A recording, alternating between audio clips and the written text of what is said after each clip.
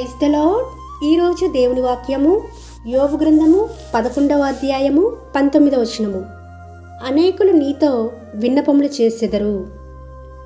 ఇక్కడ యోబు గ్రంథంలో యోబు యొక్క స్నేహితుడైన నయామితుడైన జోఫరు మాట్లాడుతున్న మాటలండి.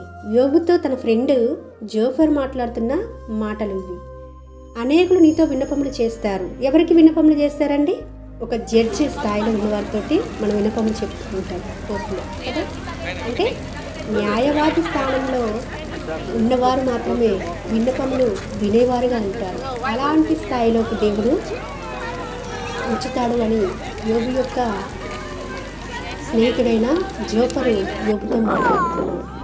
అనేకులు నీతో విన్నపములు చేయాలంటే ఫస్ట్ ఎవరి భయం లేకుండా మనం ఉండాలి. మనం ఒకరికి న్యాయం తీర్చాలి అంటే ఎవరు ప్రలోభాలకు లోను కాకూడదు, ఎవరు భయాలు మనకు ఉండకూడదు. అలా ఉన్నప్పుడే మనము న్యాయం తీర్చగలుగుతాం. ఆటోమేటిక్గా అనేకులు వారి విన్నపములు చెప్పుకోవడానికి మన యొద్దకు వస్తారు. ఇక్కడ జోఫరు తన స్నేహితుడైన యోబుతో మాట్లాడుతూ, ఎవరు భయం లేకుండా నీవు పండుకొందువు, అనేకులు నీతో విన్నపములు చేసెదరు అని ఉంది. ఇక్కడ మరి ఎవరి భయం లేకుండా ఉండాలంటే మనము ఎలా ఉండాలి అనేది చూస్తే 91వ కీర్తన మొదటి వచనంలో చూస్తే, మహోన్నతుని చాటును నివసించువాడే సర్వశక్తి నీడను విశ్రమించువాడు అని ఉంటుంది. ఇలా ఉన్నవాళ్ళు మాత్రమే ఏ భయానికి లోను కారకండి. నీ కుడి ప్రక్కను 1000 మంది పడినను, నీ గుడారములలో ఏ అపాయం రాకుండా, ఏ భయం లేకుండా నువ్వు ఉండాలి అంటే ఆ సర్వశక్తి నీడను విశ్రమించాలి, ఆయన ఆశ్రయించాలి. ఆ మహోన్నతుని చాటున నువ్వు ఉండగలగాలి. ఇలా చేయగలిగినప్పుడు మాత్రమే ఎవరి భయం లేకుండా నువ్వు చక్కగా పడుకుంటావు, ప్రశాంతంగా పడుకుంటావు.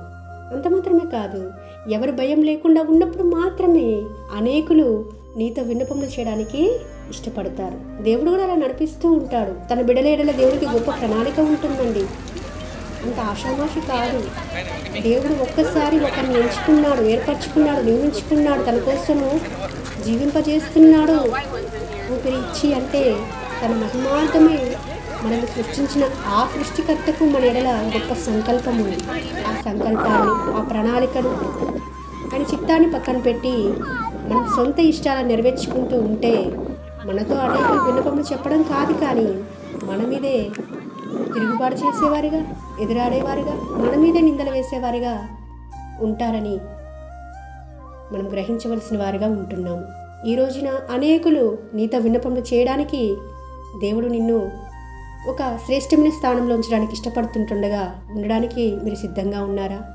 అయితే ప్రతి విషయంలో దేవునికి అప్పగించి ప్రార్థన చేసి దేవుని చిత్తానుసారంగా నడుచుకోవడము మనం అలవర్చుకోవాల్సిన వారుగా ఉంటున్నామని ప్రభుపేట మనవి చేసుకుంటూ మీ సహోదరి ఎలిజబెత్ రాణి.